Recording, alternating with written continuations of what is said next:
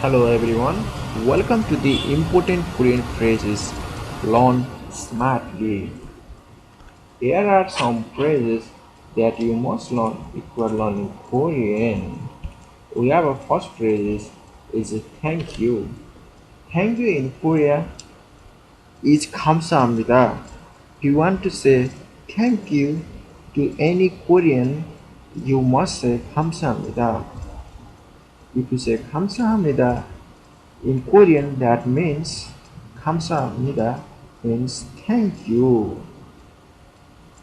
And if someone do a favor to you and you reply to them 감사합니다, they will feel pleased because you thank them in Korean way.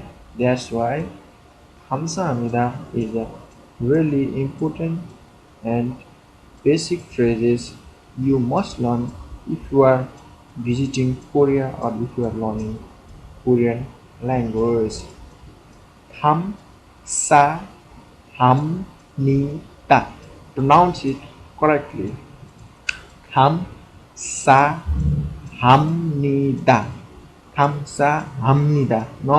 Not 합니다. It's a 합니다. 감사합니다. Even it's a 버, you must pronounce it as a 모.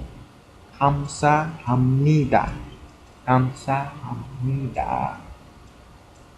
And we have a second phrase which is called 잠시만요. 잠시만요 means just a moment. If you want to take a time, if you want to someone uh, if you want someone to do something, if you want to take a time and go somewhere, and you must say 잠시만요. If you are talking to someone and at that moment just your phone ring and you have to say 잠시만요 and you have to take a phone.